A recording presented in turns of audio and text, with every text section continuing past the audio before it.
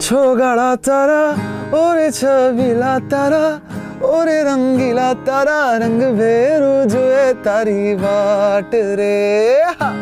छोगाड़ा तारा ओरे छबीला तारा ओरे रंगीला तारा रंग भेरू जुए तारी बाट रे।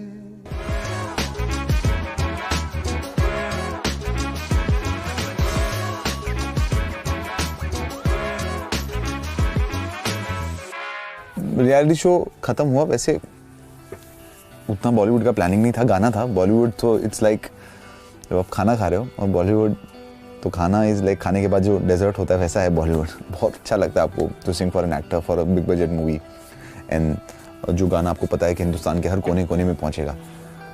सो गाना था और लोगों का प्रेशर बहुत था। Bollywood happened because of pressure ज़्यादा, क्योंकि लोगों ने कहा कि रियलिटी शो खत्म हो जाएगा 3 महीने में, people are going to forget you. और ये रियलिटी शो का जो पीरियड, जो सस्टेन पीरियड है वो 3-4 महीना होता है। नया नया है, लोग पसंद करेंगे, फिर भूल जाएंगे कौन हो तुम, पता नहीं है। देखो कितने सारे एग्जाम्पल थे, वैसा बहुत डराया था। तो I started going and meeting lot of composer. सीधा तो नहीं मिल रहे थे, सबको ऑफिस गया, इधर ही हैं, आसपास ही हैं सब, जितने लोग अवेलेबल थे। और कुछ लोग नहीं मिले और कुछ पॉजिटिव रिस्पॉन्स नहीं था, बट काफ़ी मतलब उस वक्त वो था कि यार ये तो कोई रिस्पॉन्स कोई नहीं कर रहा है। But I remember Himesh Reshammiya and Sachin Jigar, ये दो स्टार्टिंग में थे जिन्होंने बहुत बहुत सपोर्ट किया मुझे। और मैंने सोचा था कि अब मैं यहाँ से चला जाऊँगा, क्योंकि यहाँ पर तो कुछ हो नहीं रहा है और इंडिपेंडेंट म्यूज़िक करना है तो मैं अहमदाबाद से भी कर सकता हूँ। तो जाने से पहले आई कॉल्ड हिमेश जी और मैंने कहा कि सर मैं दर्शन हूँ और इसमें रॉकस्टार में बोले कम टू द स्टूडियो, कल आ जा स्टूडियो में। Then I went to the studio. उनको याद था, वो क्या होता है कभी कभी टीवी पे बोलते हैं कि यार मैं तेरे को ये दूंगा वो दूंगा, गाना गाऊंगा, तो मुझे लगा कि वो सिर्फ वो टीवी के लिए होगा, बट जेन्युइनली उन्होंने वो चीज़ मतलब मेरे साथ की। आई वेंट टू स्टूडियो, घुसते ही सीधा बोले ऊपर वो डबिंग चालू है, गाना थोड़ा तुम्हारे स्टाइल का नहीं है, थोड़ा इंडियनाइज गाना है, प्लीज़ गो एंड सिंग। और प्रेम रतन दनपायो के लिए फर्स्ट डेब्यू था मेरा। थोड़ी सी लाइनें थी, बहुत कम लाइनें थी, but singing for Salman Khan and वो डेब्यू था मेरे लिए। उस वक्त पता नहीं था कि सलमान खान के लिए, 1 साल बाद पता चला कि वो 2 लाइनें सलमान खान के लिए गाई गई। तो वो that was the experience. And then Himesh ji के साथ गाना शुरू किया। Then I sang for his film, then I sang खींच मेरी फोटो, वो किया। आई थिंक दैट्स हिमेश जी's कॉल, जो करीबन 10-15 सेकंड का ही था। वेरी वो वैसे भी हिमेश जी बहुत कट टू कट बात करते हैं, ज़्यादा बात नहीं करते। तो वो कॉल आई थिंक अगर नहीं हुआ होता या तो उन्होंने नहीं उठाया होता, तो मैं यहाँ से मेरा बैग पैक करता और अहमदाबाद चला जाता, और फिर मैं इधर कितनी भी कोशिश करते फिर मैं वापस मुंबई नहीं आता। तो I think that call change my life, क्योंकि मुझे यहाँ रोक लिया। और मेरे फादर ने मुझे कहा था कि 1 साल आप मुंबई में पूरी कंप्लीट मेहनत करो, अगर उसके बाद इतना करने के बाद भी 1 साल के बाद अगर कुछ नहीं होता, then you will have to start thinking something else. Plan B में ये होता कि मैं यहाँ से चला जाता है, देन म्यूज़िक ही करना था। तो वो तो बहुत ही, तो आफ्टर डूइंग सो मच, और अगर नहीं होता तो प्लान बी ये था फिर वहाँ जाकर I would have started my own studio, और वहाँ पर मैं अहमदाबाद में I would have done music. पर music of course I would have done, और कुछ नहीं करता मैं, क्योंकि अब यहाँ तक पहुँच गया था। अब यहाँ से फिर और कुछ चेंज करके कहीं और जाना, वो नहीं, बहुत सारे साल में ऑलरेडी दे चुका था। There was no going back from that now. After Chogada, क्योंकि एक आई थिंक एक सिंगर को एक बहुत बड़ा गाना चाहिए नोटिस होने में और एस्टैब्लिश होने के लिए, फॉर एनी सिंगर। जब तक वो एक ब्रेक थ्रू बड़ा गाना नहीं मिलता सिंगर को, तब तक वो नोटिस नहीं होता। So I think for me that Chogada, I did खींच मेरी फोटो ऑल्सो, बट खींच मेरी फोटो में भी काफ़ी अप्रिसिएशन मिला। पर उसके बाद 2 साल मैंने कोई बॉलीवुड नहीं की थी, एंड देन तो वो धीरे धीरे फेड अवे हो गई लोगों की मेमोरी शायद तक ऑल ओवर इंडिया बॉलीवुड में। बट छोगाड़ा केम इन और इट बिकेम मैसिव। सो तो छोगाड़ा के बाद बहुत सारे गाने, इतने सारे गाने मुझे आए हैं for the films, but I have not, मुझे गाने नहीं थे क्योंकि सिमिलर स्पेस में थे या कुछ गाने नहीं समझ में आए थे। तो या उसके बाद कम गाने गाए, जो अच्छे लगते गए गाने में गाते गया हूँ। मनी वाइज तो सबसे ज़्यादा हुआ है मुझे आफ्टर तेरा जिक्र एंड छोगाड़ा कहाँ से सिंगर सबसे ज़्यादा पैसा कमाता है बाय परफॉर्मिंग। बाकी सारी इंडिया में उतने अभी वो नहीं हम वहाँ पहुँचे कि जो लोगों को लगता है कि ये गाने से इतने सारा पैसा मिल जाए, ऐसा कुछ नहीं होता। Mostly singers get money by performing in concert या जो शोज़ करते हैं उससे मिलते हैं। तो सबसे ज़्यादा शोज़ हुए आफ्टर छोगाड़ा कमरिया, इवन आफ्टर तेरा जिक्र। तो हाँ, कमर्शियली भी बहुत ज़्यादा ड्रास्टिक चेंज था और एकदम से बहुत ज़्यादा शोज़ हो गए थे। तो या काफ़ी it really did great for me. मैं बड़ा सैड फील करता हूँ जब मेरी वॉइस रिप्लेस हो जाती है। अगर तो मैं ज़्यादातर नहीं गाता हूँ वैसे गाने। I would want to sing if the song is made for me and if they want me. तो एरोगेंट नहीं है, बस थोड़ा वो, क्योंकि जब आप फिर जाते हो गाते हो और गाना नहीं आता, मेरे लिए नहीं किसी के लिए भी इट्स अ वेरी, वो दिल टूट जाता है और मेरा बहुत बार टूटा हुआ है। तो अब मैं बार बार दिल नहीं तोड़ना चाहता। तो मैंने I have adjusted my myself to that ये हमारी इंडस्ट्री, वो अपनी तरह से गलत नहीं है और सिंगर्स अपनी जगह पर गलत नहीं है। जैसे अगर किसी सिंगर ने मैंने गाया बट आवाज़ फिट नहीं होती एक्टर पर, अच्छी नहीं लग रही, सिचुएशन पर अच्छी नहीं लग रही, तो क्यों ही रखेगा कोई। सो वैसे वाली अगर फिट हो रही है तो कोई फिर क्यों निकालेगा। सो ये सारी इंटरनल चीज़ें हैं जो आपको समझने में थोड़ा टाइम लगता है, but you get used to it. So voice इसलिए मेरी छोगाड़ा में रिप्लेस या चेंज नहीं हुई because I was, as I said, कि जब वो गाना बन रहा था तो एक ही स्टूडियो में जैम हो रहा था, everybody was throwing idea and big heads up to Lijo Chetas for composing this beautiful melody. और छोगाड़ा जो ओरिजिनल है उसको बहुत सही तरीके से फिट किया है इस गाने में। And the superstar for me in my heart is Azeem, my lovely brother, जो बहुत मैं हमेशा कहता हूँ कि इफ़ नया सिंगर या छोटा सिंगर, कोई भी सिंगर, बड़ा सिंगर, ये singer, if he sings for Azeem will make sure कि आपका, अगर आपने उस गाने को जस्टिस किया है तो आपका वॉइस कभी चेंज नहीं हो सकता। So I think credit goes to the team and I was, as I said, I was an equal part while the song was making, that's Y.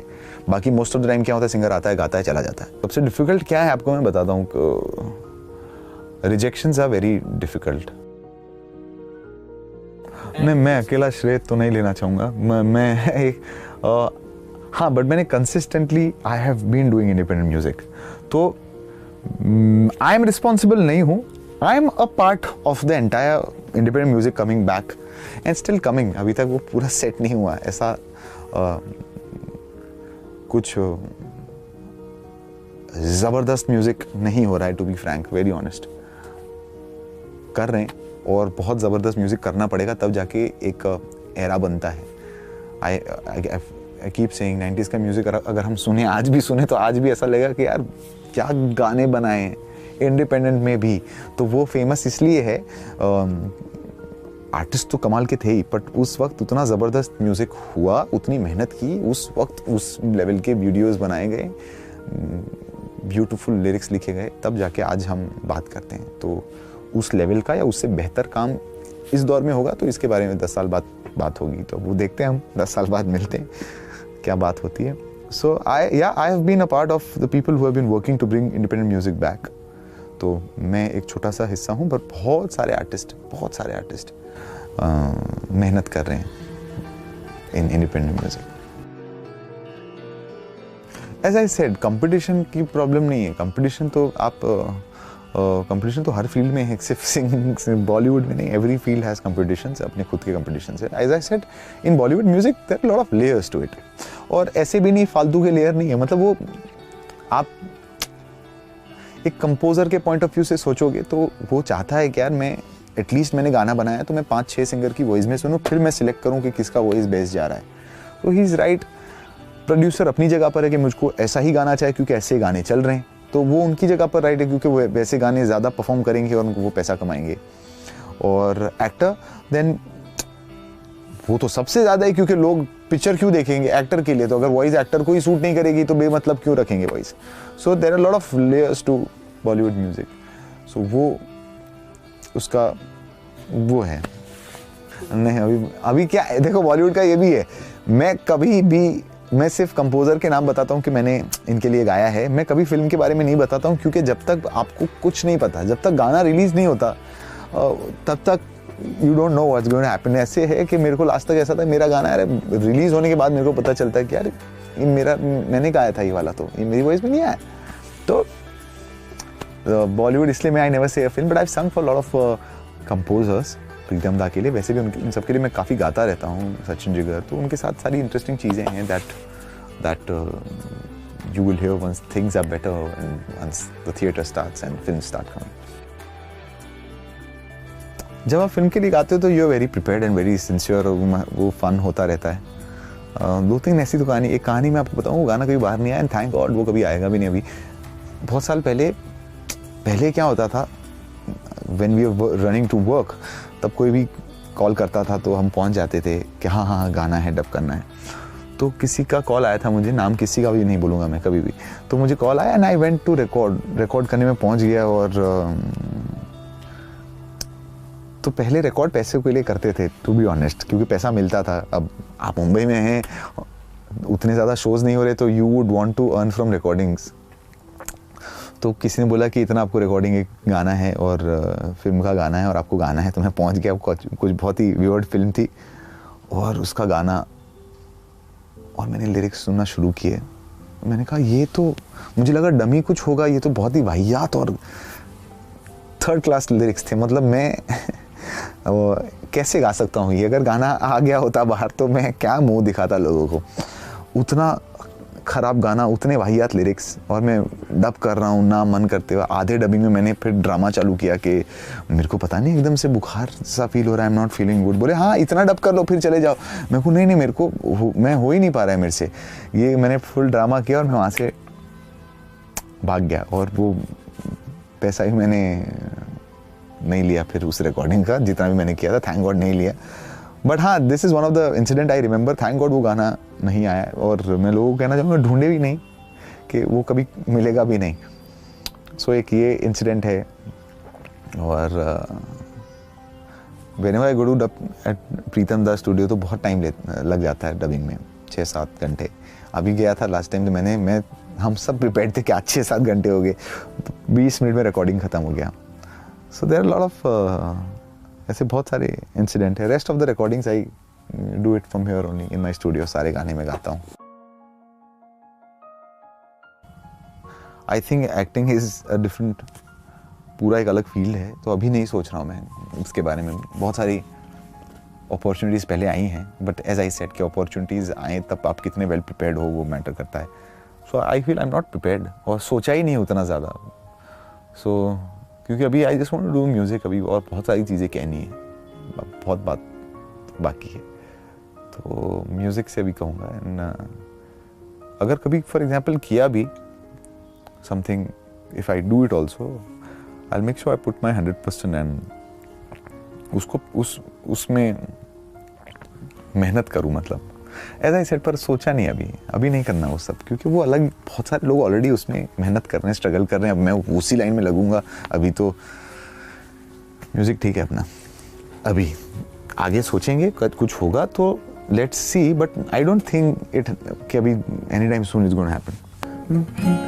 तेरे प्यार ने सरेआम बदनाम कर दिया मुझे, शराब का गुलाम कर दिया मुझे, ना जी रहा हूँ ना मैं मर सका। ऐसा मेरा हशर है बन गया जो पहले मैं खाना था, वो घर है बन गया कि अब तो साकी ने भी जाम का हिसाब ना रखा। Example of how beautifully things are portrayed lyrically. एक इमोशन को कितना, हार्ट ब्रेक इमोशन है, शराब है जो वैसे बहुत नेगेटिव लिया जाता है हमारे सोसाइटी में, उसको कितना ब्यूटीफुली ब्लेंड किया है गुरप्रीत सैनी और गौतम शर्मा ने।